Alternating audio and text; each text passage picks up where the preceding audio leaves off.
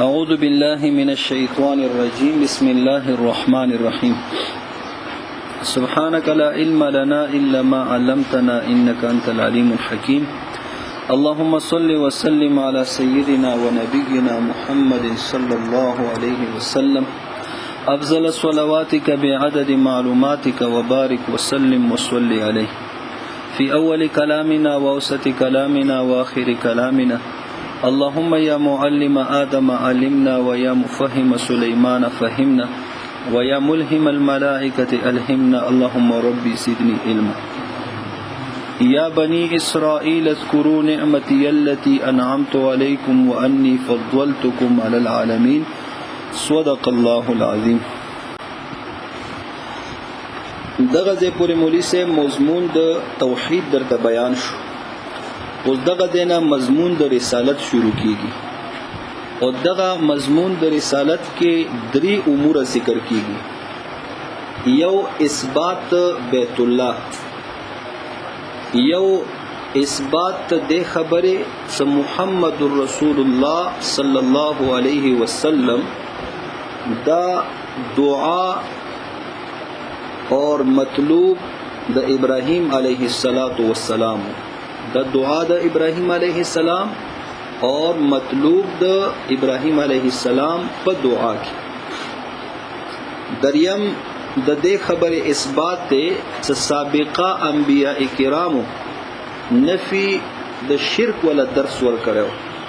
سابقه انبیاء کرامو نفی د شرک ولا درس ور کړو. اوس دغه دې کې بیا واقعات ابراهیم علیه السلام بیانېږي. صد پارا د پارا س ابراهیم علیه السلام یو دسه مسلم شخصیت وو. ټولو به منل، يهوديانو به هم منل.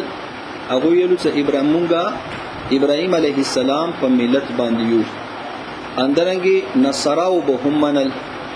اور مشرکین مکه به هم منل. سمونګه ابراهیمیین یو. نو دغه ځکه الله تعالی د خبره ورته کول غواړي. څګوره ابراهیم علیه السلام تاسو ټول دعویداران یو، زموږ د هغه په مسلک باندې یو اور حال دا دې چې تاسو نبی آخر الزمان صلی الله علیه وسلم نه انکار کو. اندقه نبی آخر الزمان صلی الله علیه وسلم دا د ابراهیم علیه السلام دعا خوانو. دا د ابراهیم علیه السلام مطلوب په دعا کې الله تعالی نه کوختلو. نو بیا تاسو څنګه ابراهیم علیه السلام منون کیو چې د هغه دعا د هغه مطلوب نه تاسو انکار کو. نو که تاسو شپه ورځ هم دغه دعوی وکړو څنګه ابراهیم منون کیو او د هغه دعا هغه مطلوب نه انکار کو، نو تاسو حقيقي معنی سره ابراهیمیین نه یو. یا بنی اسرائیل اذکروا، اے بنی اسرائیل یاد کو تاسو نعمتي زما نعمتونه یا زما نعمت تحقیق د تشو التي هغه نعمتونه یا هغه نعمت انعمت علیکم سکم نعمت ما تاسو باندې کړو یا کم نعمتونه ما تاسو باندې کړو. وانی اور بشک عزت سیم فضلتکم فضیلت مدر کړو تاسو ته علی العالمین په مخلوقات باندې ای عالمی زمانهم. واتقوا اور او یریگو یومن هغورزینا لا تجزی لا تدفعو سنبشی دفع کول نفس یو نفس ان نفس دبل نفسنا شیئن چشی عذابا ولو قلیلا عذاب اگر کا لگولی نوی نشی دفع کول. ولا يقبل منها نبشی قبل ول دغ نفسنا عدل جرمانا فدیه. ولا تنفعها شفاعت نبشی نفع ورکول دیتا شفاعت شفاعت سفارش په ورته نفع نشي ورکول. ولا هم ينصرون او نبوی دوی دوی امداد وکړل شي، یعنی دا عذاب نه بچ کړل شي، محفوظ کړل شي. وَإِذِ ابْتَلَى إِبْرَاهِيمَ رَبُّهُ بِكَلِمَاتٍ فَأَتَمَّهُنَّ. وَإِذِ ابْتَلَى نو دې د پاره یا ظرف مستقر دی دا او یا دا ظرف لغو دی. نو اذکر ورته وبسا او یا دا متعدی ولا متعلق هغه قال انی جاعلک للناس اماما. نو اذکر یاد کا اذ هغه وقت ابتلا او ظرف ته پر تاسو ته پته دي چې ضروری دي چې دی ولا یعنی دې کې جایزه ده د دې ولا متعلق مخ کې ورسته دواړه وکړل شي صحیح ده څه پروا نه کوي بهرحال و اذ ابتلا اذكر یاد کا اذ هغه وخت ابتلا څه ازمائش کړو ابراهیم د ابراهیم علیه السلام چا ازمائش کړو ربه رب دغه ابراهیم د مفعول دی ربه فاعل د ابتلا دی او دغه د کې تقدیم د مفعول شوه دی په فاعل باندې دا اصل کې خود سه ابتلا ربه ابراهیم نو دې کې نقطه څه شه دی نقطه دا دی څه مفعول مقدم کړی دی په فاعل باندې چې مقصود بالابتلا دا ذات ابراهیم علیه السلام وو ذات رب نو مقصود بالابتلا مقصود په ابتلا سره ذات چاو ابراهیم علیه السلام نه ذات رب نو دی وجنات تقدیم د مفعول وشو اور بل اشاره دې طرف ته چې د ازمایش د امتحان ولا فایده اغا ممتحن تنوي بلکې ممتحن توي چې چانه امتحان خستل شي طالب علم د امتحان فایده حق ته ممتحن ته فایده نوي نو دغه ځکه هم فایده ابراهیم علیه السلام توا الله تعالی ته نوا واذ ابتلى ابراهيم ربه څکلا ازمائش کړو د ابراهیم علیه السلام ربه رب دغه بکلمات ذکر د کلمات مراد ورنه اعمال دي مراد ورنه کارونه دي نو د سره ولیکو بکلمات باعمال فی مختلف المجالات فی مختلف المجالات مجالات معنا میدانونه په مختلفو میدانونو کې په کارونو سره باعمال په کارونو سره مختلفو میدانونو کې الله تعالی ازمائش کړو فاتمهن معنا فاكملهن اداء یعنی اعلی درجه سره ابراهیم علیه السلام کامیاب شو یا زمونږ او تاسو په اصطلاح کې وایي چې اول نمبر سره ابراهیم علیه السلام کامیاب شو ها 100% نمبر صحیح شو ممتاز فاتمهن اوس دغه کلماتونه مراد دا کم کلمات دي څه کارونه دي نو بعض مفسرین خدایلی خداغه قول درست نه دی چې هغه یې چې دینه خصائص الفطره سنن الفطره مراد دي سنن الفطره یعنی قص شوارب د غبرتونو وړه کول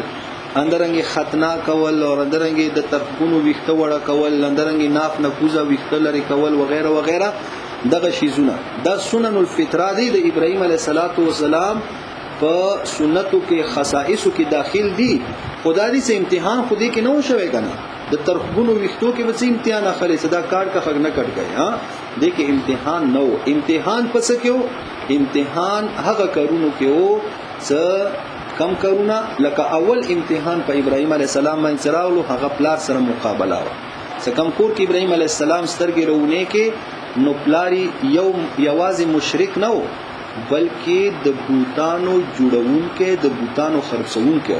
نو د سره مقابله کول څومره ګران کار دی خپل پلار سره بیا کو ابراهیم علیه السلام دغه امتحان کې کامیاب شو واقعي ذکر دی و اذ قال ابراهیم واذكر في الكتاب ابراهیم انه كان صديقا نبيا اذ قال لابيه الى اخره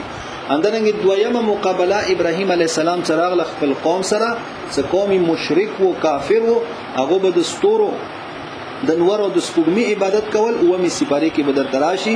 نو هغه امتحان کې هم ابراهیم علیه السلام کامیاب شو څ قوم نه متاثر نه شو بلکې قوم سره مقابله وکړه هغه باطل نظریه عقیده دی باطل نه اول تاسو په غلطه باندې اندرنګ بل قوم سره مقابله یو بل ځکه هم شي او هغه د بوتانو عبادت کول او ابراهیم علیه السلام هغه بوتان ورته مات ګډ کړلو او څکله قوم راولو هغه قوم سره هم مناظره وکړه نو دا قوم سره مقابله سره د قوم دشمنی په سار واخستله او هغه نه متاثر نشو چې ابراهیم علیه السلام هم کفر او شرک شروع کړو اندرنګ بیا هغه د بعد بل مقابله سراغله څکله د وخت بادشاہ د خدای داویدار نمرود غټ طاقتور بادشاہ هغه ته څکله پته ولګیدل چې د یو سړی دی هغه خدایانو نه انکار کوي مانه هم انکار کوي نو هغه ابراهیم علیه السلام رو وختل هغه سره مناظره چې دریمه سپاره کې د تراشی علم تر الى الذي حاج ابراهیم فی ربه ان آتاه الله الملک د مناظره کې د امتحان کې هم ابراهیم علیه السلام کامیاب شو چې نمرود نه مرغوب نه شو نمرود نه اون یریدل بلکې خاط ډټ کر نمرود سره مناظره وکړه او مقابله وکړه. بیا هغه د بعد څخه دغه قوم او نمرود ابراهيم عليه السلام د پر اور تیار کړلو او ابراهيم عليه السلام اور کې واچول. ابراهيم عليه السلام اور نه اون یریدل چې را دومره غټ اور او د کې ما اچي صرف د واجب نه عقیده د توحید نه ته انکار نه کوي. نو ابراهيم عليه السلام هغه اور ته تیار شو، عقیده د توحید نه انکار و نکړلو. دغه امتحان کې هم ابراهيم عليه السلام کامیاب شو. هغه اور ور باندې الله تعالی ګل گلزار او قلنا یا نار کونی بردا و سلاما. دې د بعد بل امتحان ابراهيم عليه السلام باندې چراغلو چې دغه خپل علاقہ خپل قوم هر څه پرېګ دولو او لاړلو. لکه فرمایي وقال اني ذاهب الى ربي سيهدين. سبازت کلون کيم دغه کله پرېګدم او سره د درو کسانو دا قافله او ابراهيم عليه السلام ور سره خپل بیبي سارا رضی الله عنها او ور سره خپل وراره حضرت لوط عليه السلام. نو دغه علاقه پرېګدوله او علاقه پرېګدول دا آسان کار نه دی. اور بل بیا امتحان ور باندې راغلو چې دغه لارې کې روانو سفر کې به یو ظالم بادشاہ سره مخامختیا وشولا. هغه کې هم الله تعالی ابراهيم عليه السلام کامیاب کو. بیا هغه دي کې ورته هغه بادشاہ خپل لور ورکا به طور خدمت اور ابراهيم عليه السلام به هغه سره نکاح وشو هاجره بي سره. بیا الله تعالی ورته تقریبا 15 کال عمر کې بچي ورکو اسماعیل عليه السلام وړو کې ماشوم دی. الله تعالی د طرف نه بل امتحان راغلو چې د دشت بیابان زمکه کې پرېږدا و ربنا اني اسكنت من ذريتي بواد غير ذي زرع عند بيتك المحرم. دغه امتحان کې هم ابراهيم عليه السلام کامیاب شو چې هیڅ پروا ونه کسره د زما بیبي دی بچي مده ورنه د ولی پرېږدي نور بچي بر ته خدای راکی او یو دغه وړو کې ماشوم بچي مده هغه مینا ور باندې غالب نه شو چې الله تعالی د طرف نه امتحان کې کامیاب شي وی الله حکم مات کړی وی نه بلکې د امتحان کې هم ابراهيم عليه السلام کامیاب شو. بل امتحان ور باندې راغلو چې بیت الله شریف تعمیر وکړ.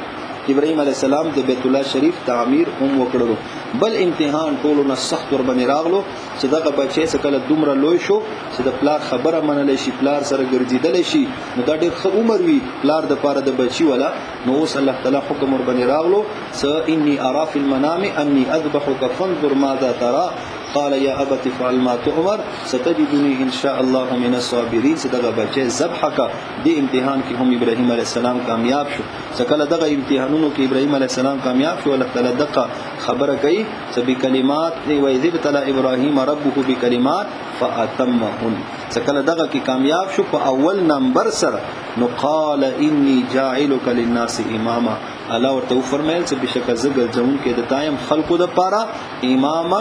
مقتدا للناس تمام انسانانو د پاره اماما مقتدا یعنی ټول انسانیت د پاره مقتدا دی. نو د دې کې ورسره ولیکو فدعا عليه كل الانسانيه فدعا عليه كل الانسانيه. دعوا کوي په ابراهيم عليه السلام باندې تمام ډلې د انسانیت. يهوديان ځان ته یې زموږ ابراهيم عليه السلام،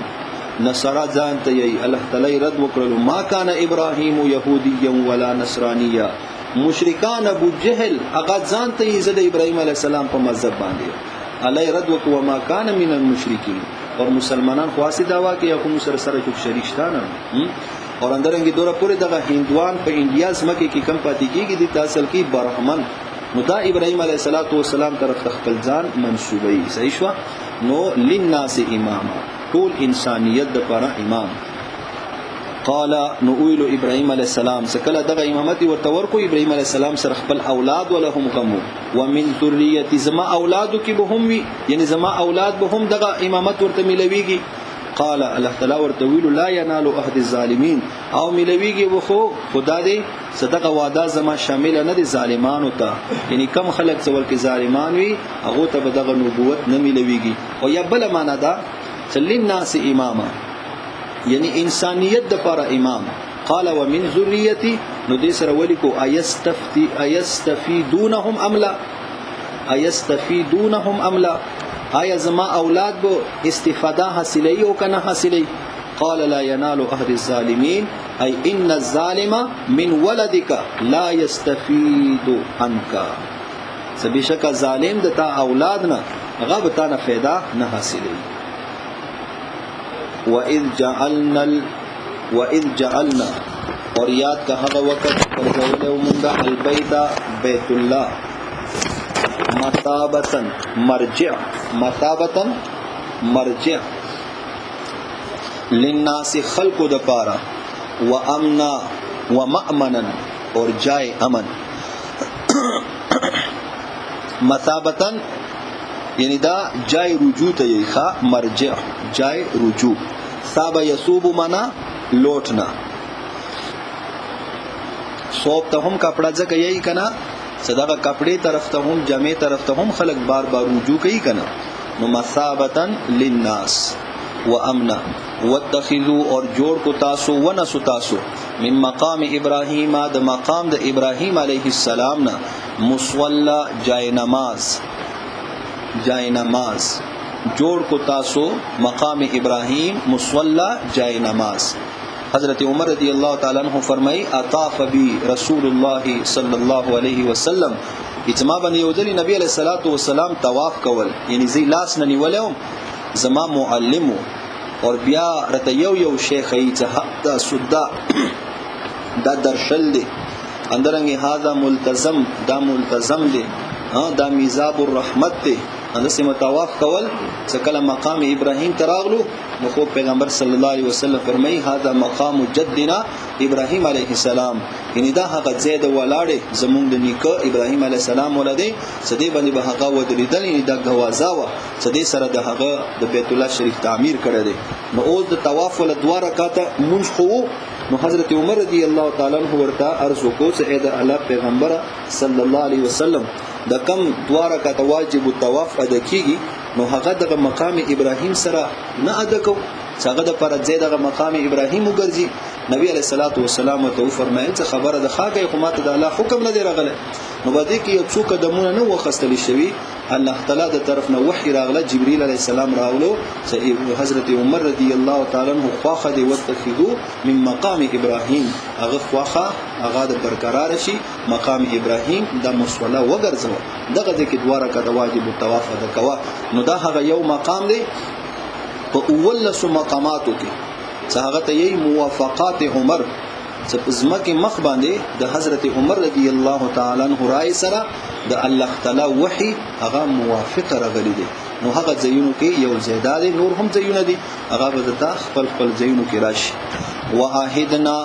عهدا یا عهدو صلات کله اله راشي نو دا په معنا د وصیت وي ای وصینا اور وصیت د په معنا د امر رسی محکم امر نو واحدنا امرنا الى ابراهیم مونږه امر کړو ابراهیم علیه السلام ته و اسماعیل اور اسماعیل علیه السلام ته اند دې خبره طاهرا معنا د دې کې ابنیا وکړو ابنیا ولی تطهیر معنا بنا زکات دغه وخت کې د بیت الله شریف تعمیر یې شوه نه ونه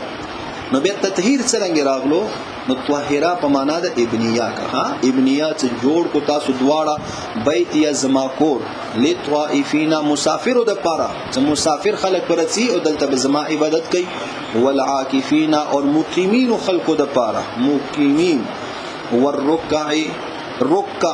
دا موصوف هم دی اور پخپل بیا صفت هم دی موصوف هم دی اور پخپل بیا صفت هم دی نو رکوع کوونکو د پاره سجود دا ساجد جمع دی او یا دا مصدر دی نو چې کله مصدر شي نو بیا ورته وبسي ذوی سجود سجدو ولاو د پاره او یا جمع د ساجد دی نو معنا دا ورکع سجود منځ کوونکو د پاره نو دوه پر دغه بیت الله شریف تعمیر وکړه و اذ قال ابراهیم نو اوس ابراهیم علیه السلام دوه قسمه دعاګانې ذکر کیږي یو دعا مادي دی او یو دعا روحاني دی مادي دعا رب اجعل هذا بلد آمنا وارزق اهله من الثمرات نو ګوره اشاره دي طرف ته کوي ټول انسانيت ته ګوره هغه مادي دعا نه تاسو फायदा اخلو مادي دعا نه تاسو फायदा اخلو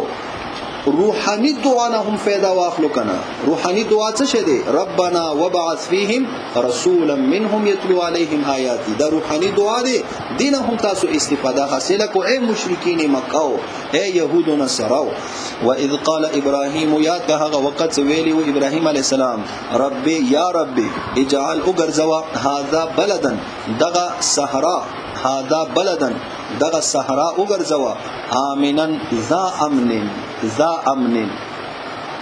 یعنی فاعل ذی کذا دی، فاعل ذی کذا ذا امن. او یا دا فاعل په معنا د مفعول کا مامونا نکا، بلدن مامونا یا بلدن ذا امن. ورزق اور رزق ورکا اهله اهل د دیتا من الثمرات د میوونه، من آمن منهم بالله واليوم الاخر. رزق ورکا چاہتا من هغه چاہتا امانت ایمانی راوړوي منهم د دوینا بالله په الله باندې والیوم الاخر او په ورځ د آخرت باندې. ابراهیم علیه السلام خو صرف ایمان ولو یعنی فرمان بردارو، اهل ته دعا وکړه چې دوی ته رزق ورکا، او الله تعالی ورته ویل چې نه مطلق ساکن، مطلق استوګن ته رزق ورکوم، څه هغه چاهي ایمانی راوړوي چاهي ایمانی نوی راوړي، او چې هغه اهل دغه خاروي نو زبر رزق ورکوم. ګوره قال ویلو الله تعالی ومن اور هغه چاته به هم رزق ورکوم کفر چې هغه کفر کړي، صحیح شو کافر وي. فامتعه قليلا، زب نفع ورکوم دیتا قلیلا فی الدنیا، په دنیا کې کافر دی کنه نفع ورته ورکوي خو قلیلا نفع. ثم استره، ثم اذهب به، زب بیا بوزم دا الى عذاب النار، جهنم عذاب طرف تا، یعنی دا بزر راکاغم استره په واسطه د ملائکه سره، دا بزر احکام عذاب جهنم طرف تا. نو ګوره کافر ولا نفع هغه قلیل دی ځکه صرف دنیا تر حد دی، بیا آخرت کې عذاب. اور مومن ولا نفع هغه کثیر دی، ولی په دنیا کې هم دی اور په آخرت کې هم دی. وبئس المصير، او دغه عذاب النار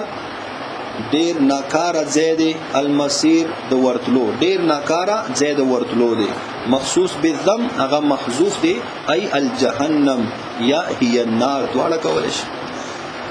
وَإِذْ يَرْفَعُ إِبْرَاهِيمُ الْقَوَاعِدَ مِنَ الْبَيْتِ وَإِسْمَاعِيلُ، وَإِذْ اور یاد کا هغه وخت يرفع دغه مسیر کې هم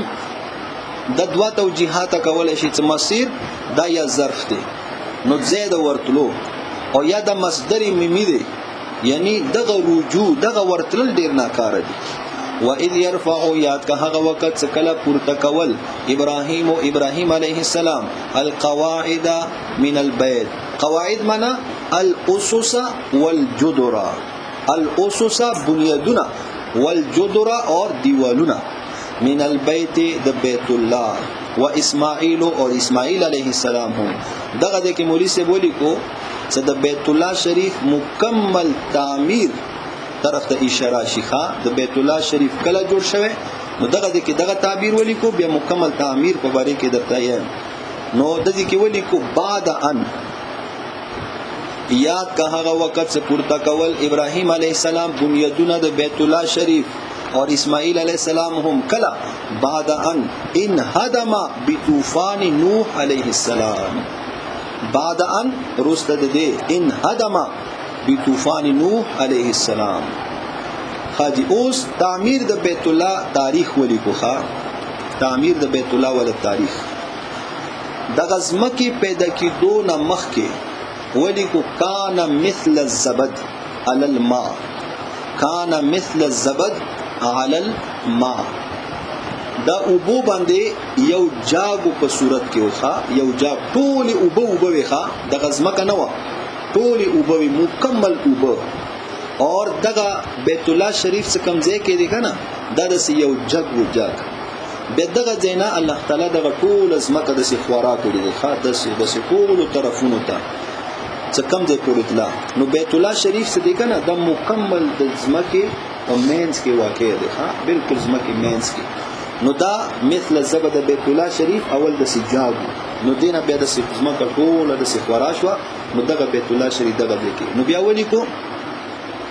بناه الملائکه، بناه الملائکه،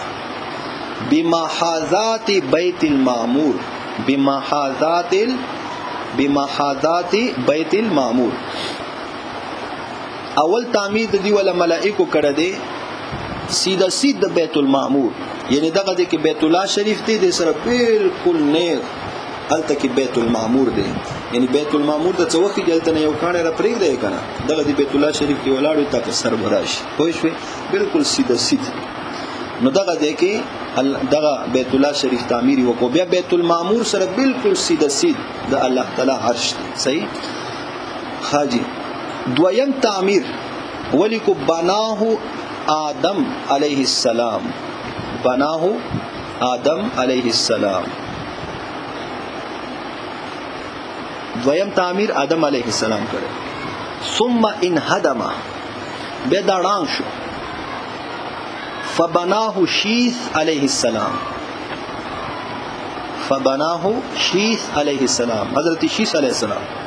بیا دې تعمیر کړي.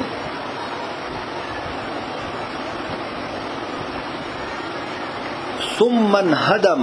فی طوفان نوح علیہ السلام،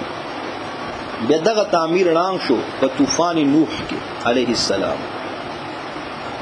سویام تعمیر شو څلورم. بیا فبناه ابراهیم علیہ السلام، دریام شو دا څلورم شو.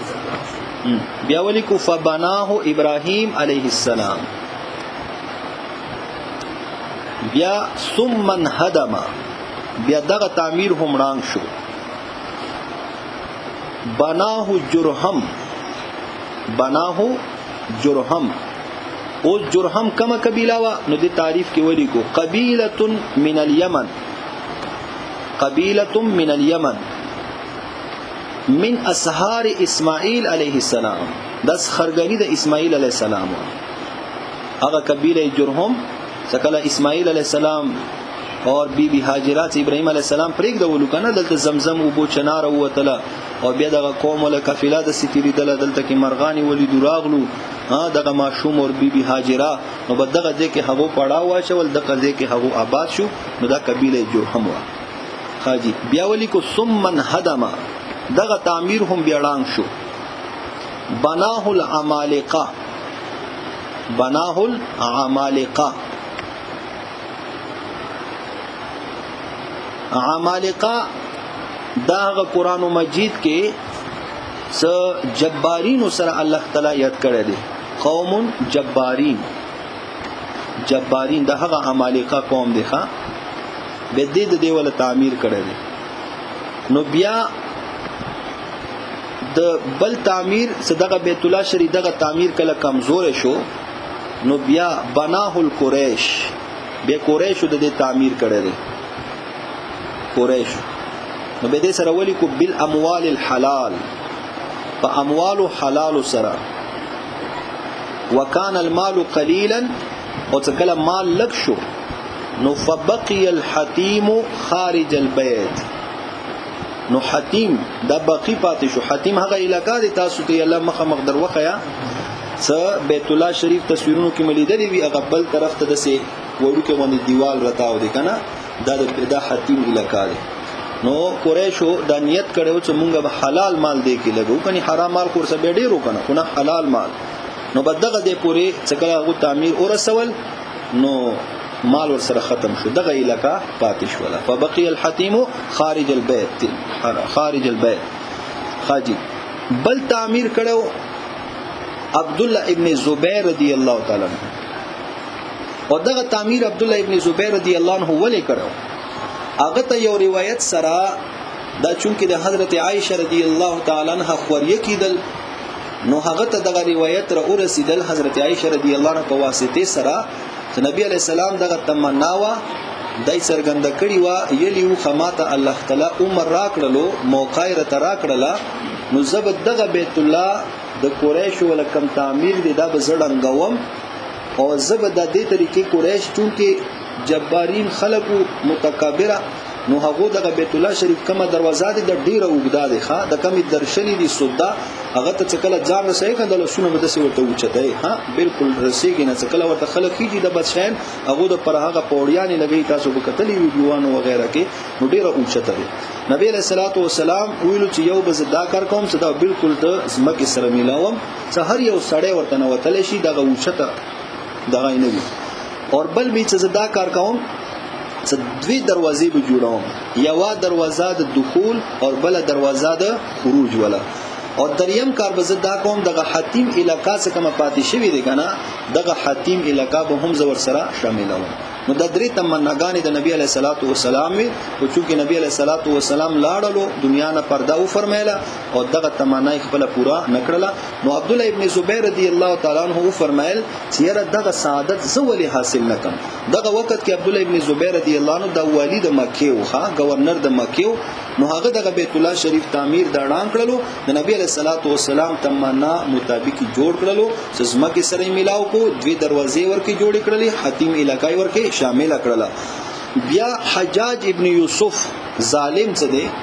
نو دی په مکه مکرمه باندې چړهایی وکړه عبد الله ابن زبیر رضی الله تعالی عنہ شهید کړلو او هغه دا ویلو چې دا عبد الله ابن زبیر رضی الله عنہ یو بدعت کړی دی د نبی علیہ الصلوۃ والسلام په دین کې نبی علیہ السلام په حیات کې څنګه کعبه وا او د قریشو ولا کما کعبه وا هغه څنګه کړی دی نو دو عبد الله ابن زبیر رضی الله تعمیر دی اعلان کړلو او به امکه د قریشو په طرز باندې بیت الله شریف تعمیر وکړلو صحیح شو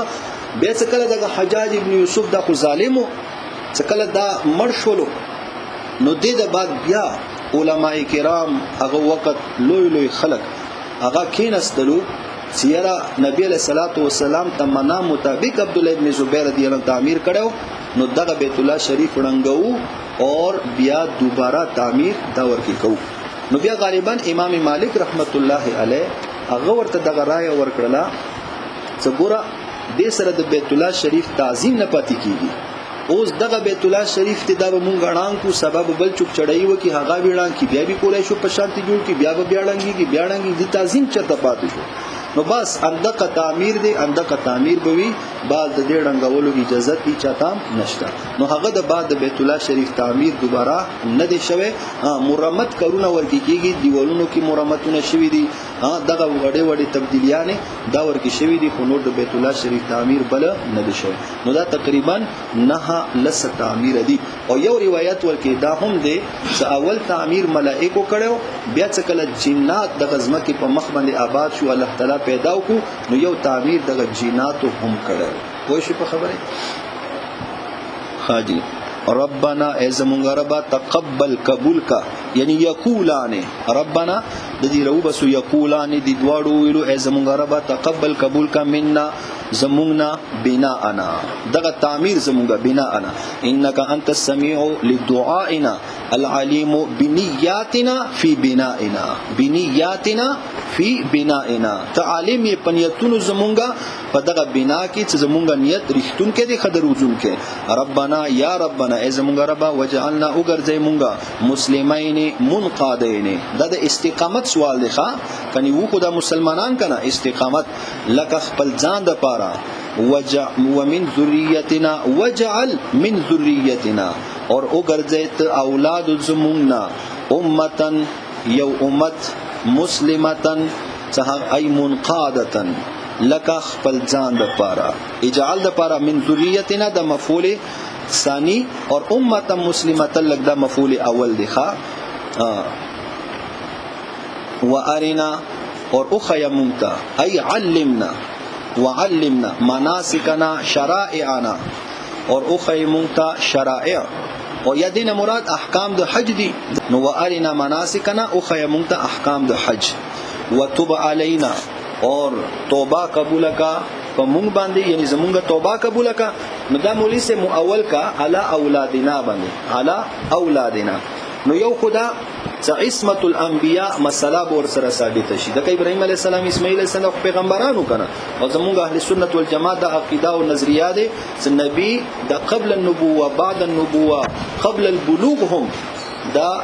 ګناهونو صغائر او کبائر ټول نه پاک نو توبه بیا د څه شي نو وتوب علینا وتوب علی اولادنا اور بل دې د واجنه هم اول کړل مونږه ز نبی علیہ الصلوۃ والسلام حدیث مبارک دی ز ابراهیم علیہ السلام د خپل اولاد باندې دومره مشفق او دومره شفقت دومره مهربان او ز ابراهیم علیہ السلام هغه وخت کې څه کله بیت الله شریف تعمیر وکړلو تر قیامت پورې ټول اولاد په دعا کې یاد کړی دي چې زما اولادو توبه قبول کړه کله هم دا توبه وباسي د توبې دروازه ورته کولاوګه اور الله فیصله داري چې ځنکدن په وخت او تر قیامت پورې د توبې دروازه کولاو دي وتوب علینا د ابراهیم علی السلام دومره شفقت مهرباني نو الله یې چې بس به توبه قبلوم نو انک بشکت انت التواب ته ډیر توبه قبلون کې لمن تابا چې څوک توبه وباسي الرحیم ته ډیر مهرباني کوون کې لمن تابا چې څوک توبه وباسي هغه باندې رحم کوون کې ربنا وبعث فيهم رسولا منهم بس